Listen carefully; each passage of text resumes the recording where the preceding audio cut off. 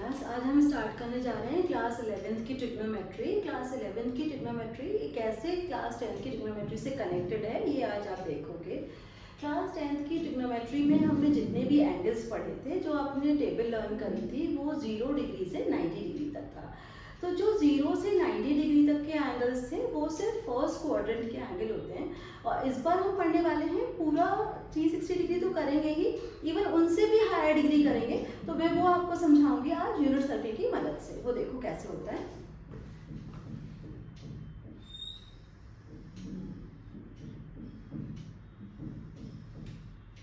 ये normal Cartesian plane है जिसमें कि आपको एक्स एक्सिस और वाई एक्सिस दिखाई दे रही है। यहाँ पर आप ले लो एक्स एक्सिस, यहाँ पर नेगेटिव एक्स एक्सिस, ये वाई एक्सिस और ये नेगेटिव वाई एक्सिस। तो जिस तरह से मैंने आपको बोला कि एक यूनिट सर्किल बनाना है, तो यूनिट सर्किल के लिए आप एक पूरा एक सर्किल बना लो। यूनिट सर्किल का मतलब क्या होता है? Unit circle means a circle of radius is equal to 1 unit. तो ये आपने सर्किल बनाया जिसकी रेडियस है 1 यूनिट। तो अब आप इसको कनेक्ट करोगे कैसे कि आपका ये पूरा सर्किल है, इसमें आप एंटी क्लॉकवाइज ले लो। You are moving anti clockwise. जब कभी हम किसी भी एंगल को एंटी क्लॉकवाइज डायरेक्शन में मेजर करते हैं तो उसके आंसर सारे पॉजिटिव आते हैं। तो हम यहाँ से शुरू करेंगे, इसको हम 0 डिग्री कहेंगे। 0 डिग्री के बाद अगर आपने एक पूरा क्वाड्रेंट मूव कर लिया तो इसका मतलब आप 90 डिग्री पर आ गए।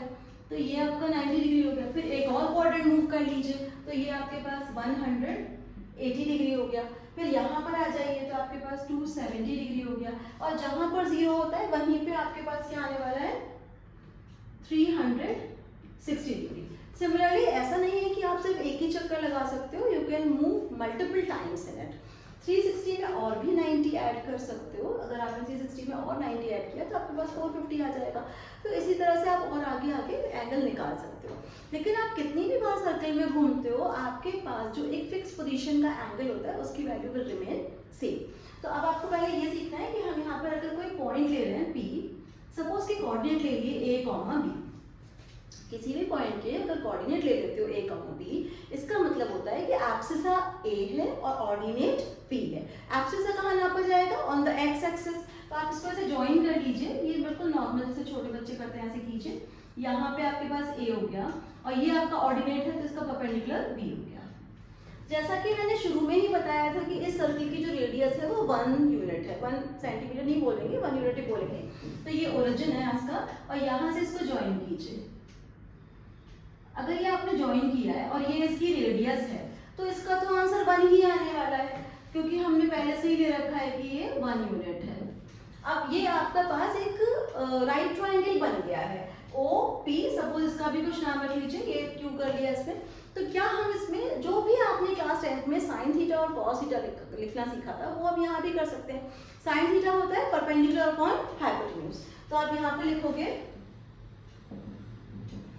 इस OQP में, इन ट्रायंगल OQP अगर आप लिख रहे हो साइन थीटा होता है परपेंडिकुलर अपॉन हाइपोटेन्यूज। इस केस में आपको एंगल लेना होगा ये वाला, इसको आप थीटा कह रहे हो। तो परपेंडिकुलर कौन सा माना जाएगा? Perpendicular will be B and hypotenuse will be R, that is equal to 1।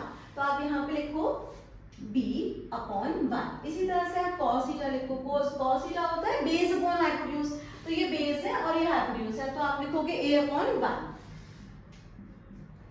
तो इस तरीके से आपके पास A कोऑर्डिनेट यानी एब्सिसा की वैल्यू cos थीटा आ गई और जो B कोऑर्डिनेट है उसकी वैल्यू sin थीटा आ गई। क्या आप जानते हो कि यहाँ पे हम पाइथागोरस थ्योरम अप्लाई कर सकते हैं कि a square plus b square is equal to 1। तो आपने लिखा यहाँ पर a square plus b square is equal to 1। अगर आप a की जगह रख रहे हो sin थीटा और cos थीटा और b की जगह sin थीटा, तो आपके पास आएगी वही आइडेंटिटी जो आपने 10th में सीखी थी। sin स्क्वायर प्लस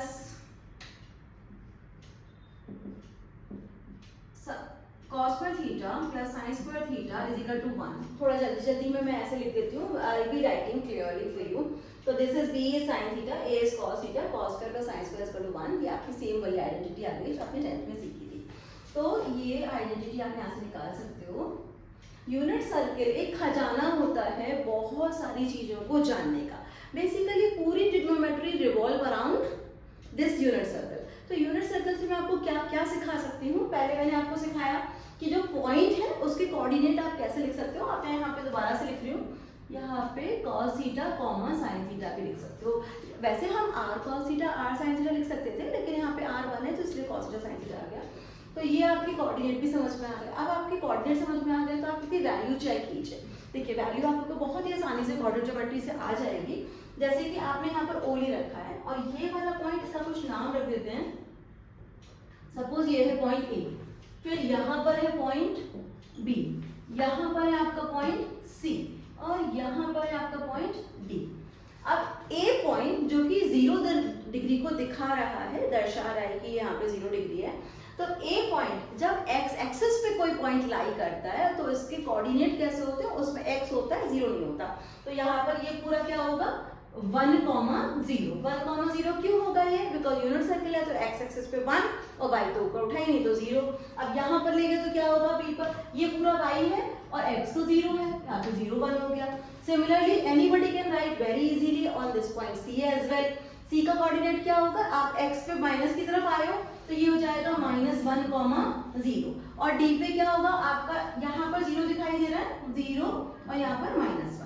और फिर 360 पे भाई वापस से एक 1, इसके बराबर में लिख लो, जैसे तुम्हें, हाँ दिस इज डैम इजी। देखो कितना आसान है ये, कि हमने पहले तो डिक्लेयर कर दिया कि जो एब्सिस होगा वो cos थीटा जैसा होगा, जो cos थीटा के आंसर आएंगे वो एब्सिस से आएंगे एंड sin थीटा के आंसर ऑर्डिनेट से आएंगे। तो क्या करना है यहाँ पे, cos थीटा, cos 0 की वैल्यू क्या दिखाई दे रही है 1, तो टेंथ में भी सीखी थी। sin 0 की वैल्यू क्या दिखाई दे रही है 0। अब cos 90 की वैल्यू क्या दिख रही है 0, sin 90 की वैल्यू दिख रही है 1। यहाँ से चेक करो कि cos 180 कितना दिखाई देगा -1, sin 180 कितना दिखाई देगा 0। फिर यहाँ पे 270 पे देखो, यहाँ पे सबसे पहले cos आएगा, cos is 0 and sin is -1।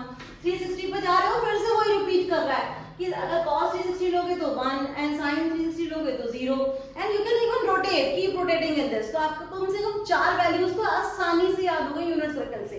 Unit circle से आपको क्या क्या दिखाई दे रहा है, 0 से स्टार्ट किया, 0, 90, 180, 270 एंड 360। तो ये 4 वैल्यूज तो ऐसे याद हो गई आपको। लिखवा देती हूँ मैं आपको अगर आपको लिखनी है तो।